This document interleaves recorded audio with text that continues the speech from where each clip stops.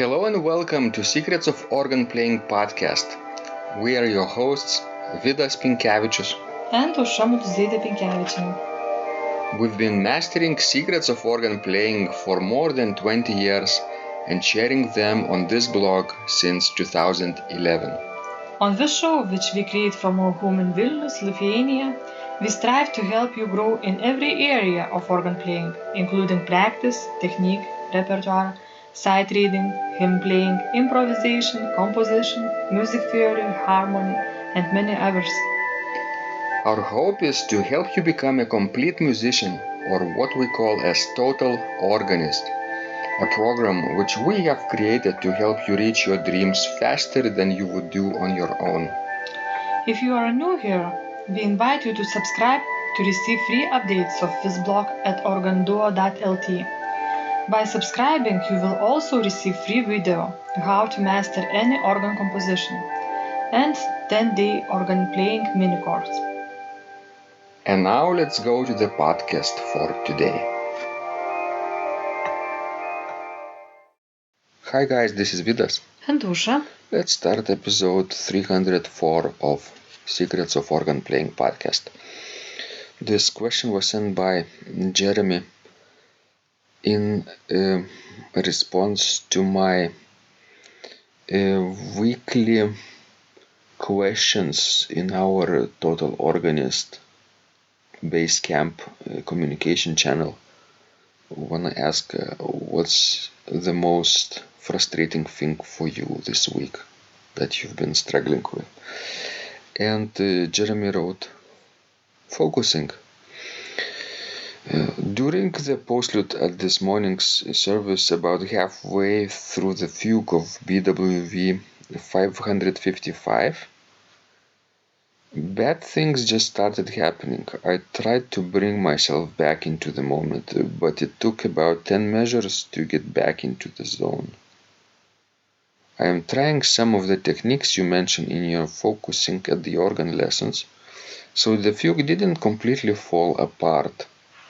Just a few hairy moments on a piece I felt completely fine with yesterday. I will say 10 years ago I would have stopped the piece and tried to restart it somewhere. So that's a win. Do you know, Aušra, BWV 555 E minor Prelude and Fugue from 8 Little Prelude and Fugue collection? Yes, I know it. I think Justas from our Undamari studio played it last year, or not? No, he played A minor, but E minor Regina played a number of years ago. Yes, I know ago. that piece very well. And fugue is more complex than the prelude, obviously. Yes, it's true with all 8 pieces in this collection. Mm-hmm. When was the last time, Aušra, for you when you lost something in the middle of the piece and you had to figure out a way to get back into the zone? Well, I actually can't recall that moment right now. Yeah, we would better forget it. Therefore, we block it from our memory. But I know now that I, showed the F major prelude for my student, and I killed the organ. Oh, tell us, please, more. This happened this week, actually Wednesday, and today we are talking on Saturday. So I was playing for her the F major prelude from the same collection, with preludes and fugues by J.S. Bach, or Bach's Circle. And actually sound just disappeared, and there was this horrible smell, burning smell. Mm-hmm. So I just shut down the organ and called Vidas. And where was Vidas? Vidas was practicing at the big organ at the church. Mm-hmm. So, and organ's engine was dead. It's good to have 2 organs in the church, one big for me and one small for Aušra. Ha. now we only have one left. Yes, now we have to share and play four hands. So what was the reason? Later I could continue the story because I was also worried. I climbed the balcony of that little chapel organ. We switched off all the fuses and smelled the burning of wires and called the security and authorities at the university.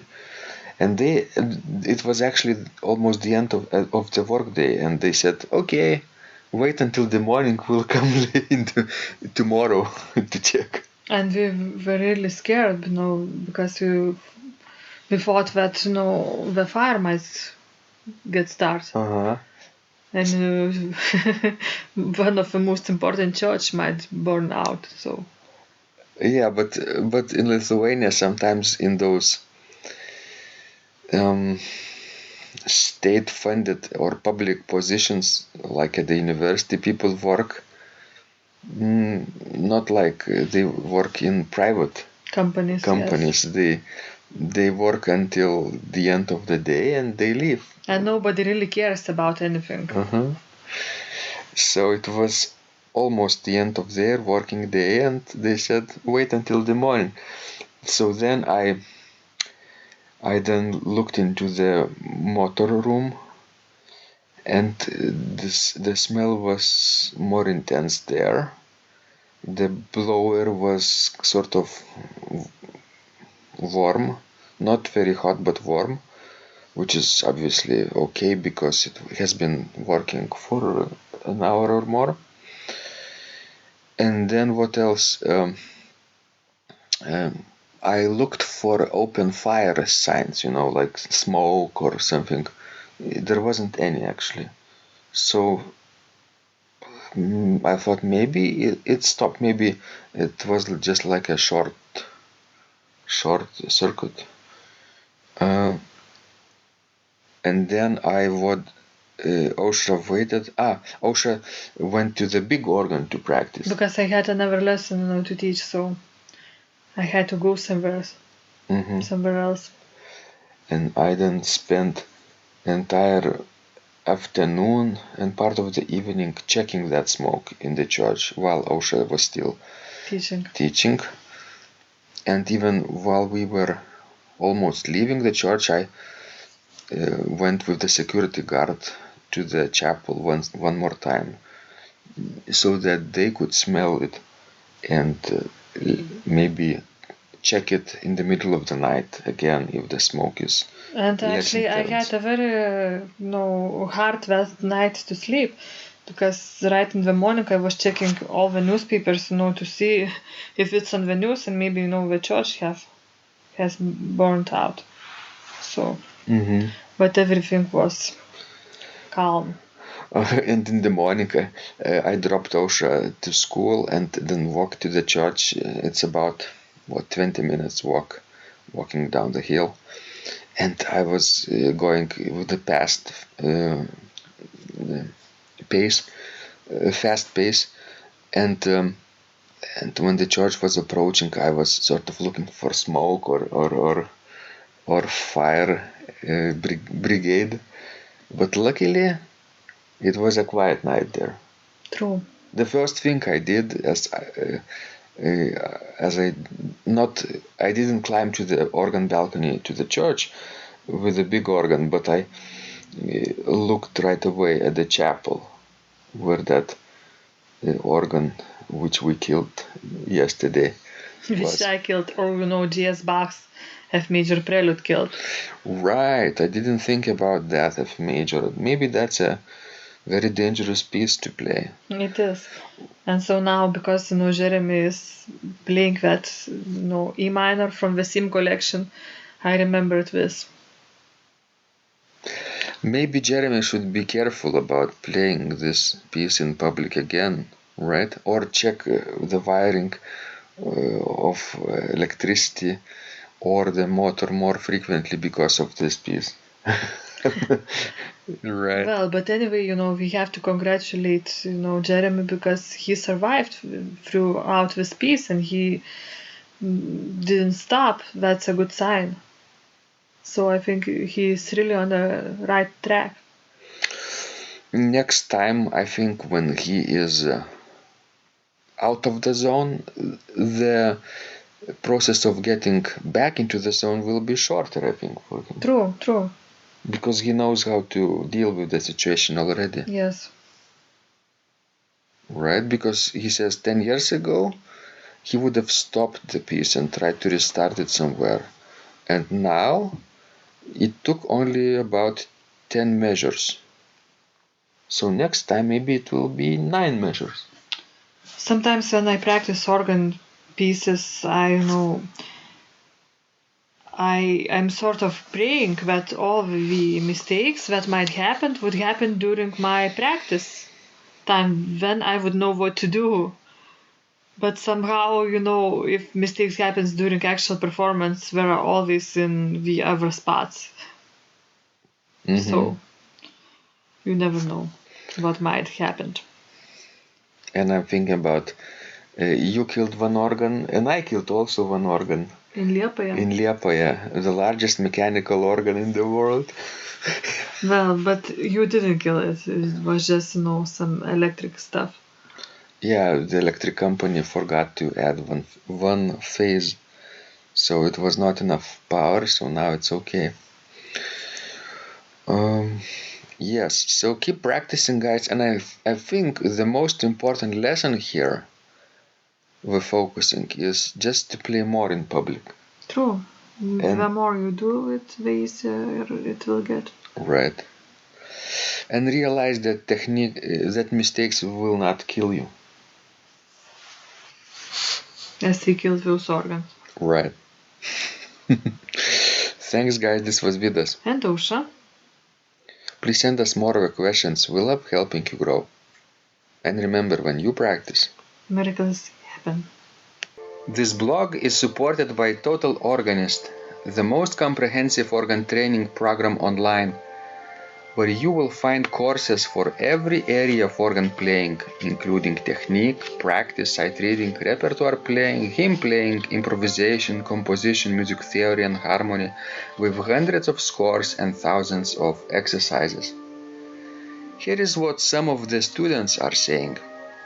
Hugh writes, "The sight reading course has helped me tremendously.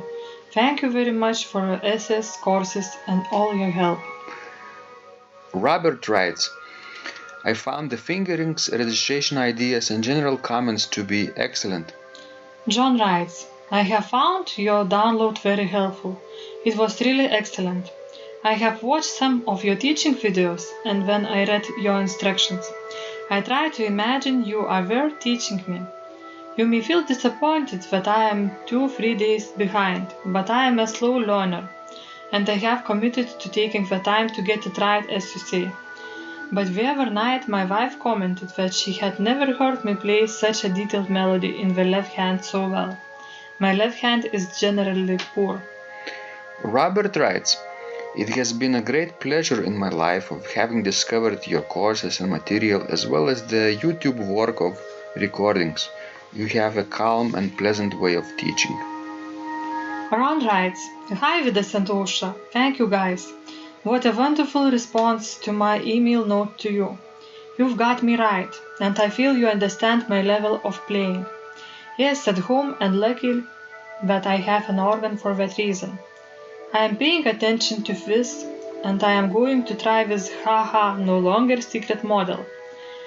Yes, and I love Cesar Frank too. What is very nice about your blog podcast is that Ausra and Vidas are like a Socratic dialogue, and by bouncing things off of each other, so much more information comes out and is expressed. Your comments contain a wealth of information and understanding. I really appreciate this.